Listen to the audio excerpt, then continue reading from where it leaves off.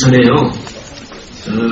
이 책의 저자가 한영수 김필원 두 분입니다.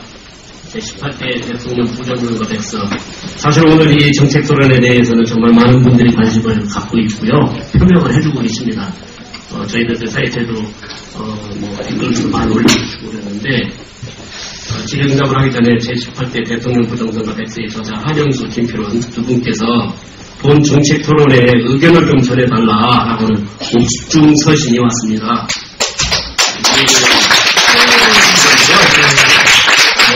제가 그 내용을 다 읽을 수는 없고, 이분도 질의를 했기 때문에 제가 좀 읽어드리겠습니다. 존경하는 국민 여러분들에게 안부 인사를 좀 드려달라고 하셨고요. 두 분은 지난 4월 3일 경찰에서는 이미 무혐의 처리하였는데 갑자기 이성식 검사가 직접 출판물에 의한 명예훼손으로, 이 책이 부정하다라는 게 아니고 내용이 명예훼손으로 기소를 검사가 직접 해가지고 구속을 했습니다. 한영수 대표는 옥중서신에서 이 전자개표기는 전산 조직으로 공직선거법에서 보궐선거 등에만 사용하게 했으며 국회 교섭단체를 둔 정당의 협의를 거쳐 중앙선거관리위원회가 결정한다고 되어 있습니다. 따라서 중앙선거관리위원회가 아무리 이 전자개표기를 기계장치의 투표지 분리기라고 허위 주장을 하면서 억지를 부려도 중앙선거관리위원회 자체의 공문에 의해서 전산조직이 분명하면 법 절차를 거치지 않아서 제작 사용이 불가능합니다. 또한 수개표는 공직선거법 제178조 개표의 진행에 의해 반드시 실시해야 합니다. 재판 과정에서 아무리 증거를 가지고 입증을 해도 중앙선거관리위원회는 허위로 우기고 있고 대법원은 선거무효소송에 허위 준비 서면으로 증거도 없이 선관위가 주장한 사실을 인용하였습니다. 또한 선거관리위원회는 참관인이 이해제기를 하지 않았다라는 변명으로 피해나가고 있지만 개표 참관 불능 상태를 조장하고 참관 원칙을 철저하게 위반했습니다. 상기의 모든 증거물에 의한 입증으로 제18대 대통령 선거는 공직선거법 위반에 의한 부정선거로 탄핵의 증거입니다. 중앙선거관리위원회는 탄핵 증거에 대해 어떤 반증도 제시하지 못하고 있으며 검찰은 조사도 하지 않고 있고 대법원은 이전 탄핵 증거에 의해 경정해야 하는데도 거부하고 있습니다. 그 예로 선거무효 소송을 접수하고도 재판을 하지 않고 있습니다. 국회는 알려주어도 비판과 감시하지 않고 방치하고 있습니다. 그러므로 선거에 대한 정의는 무너졌습니다. 자연히 대통령 권력의 정당성이 없는 것이며 헌정 질서가 무너지고 국민의 통치에 문제가 발생한 것으로 엄밀히 말하면 무정부 상태입니다.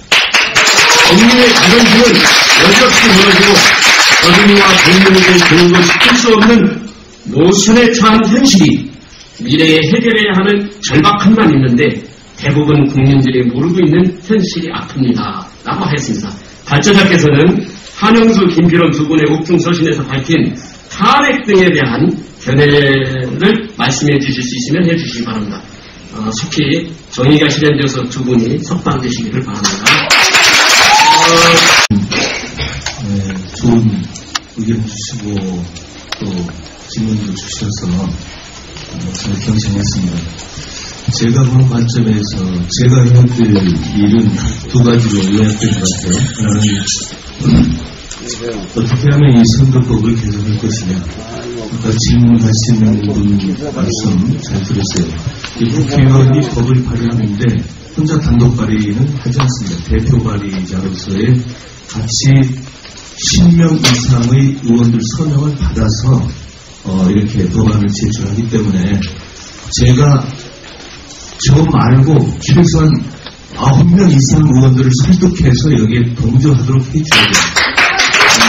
그렇기 때문에 앞으로 제가 국회에서 이 법안을 만드는 과정에서 그러는 우리 당 소속 의원들, 특히 이 법안을 심사하게 될 안행위원들과 나름대로 미팅을 통해서 토론을 많이 해야 될 것 같고요. 그때는 제가 또 우리 김 박사님께 여러 가지 도움 좀 요청하겠습니다. 자료 제공이랄지 여러 가지 대화하는데 의견을 주셔야 되기 때문에. 그래서 이것은 이렇게 해서 국회에서 제가 실행하겠다는 말씀 드리고요. 또 하나는 지금 아까 우리 목사님께서 여러 가지 지금 법에 호소를 했는데도 법에서 묵살을 한 것이 결국은 여론이 확산되지 않았다라고 말씀하셨는데 사실은 대통령 선거 끝나고요. 바로 NNL 사건과 국정원 이 댓글 사건 때문에 이 이슈가 묻혀버린 것이라고 저는 판단이 듭니다.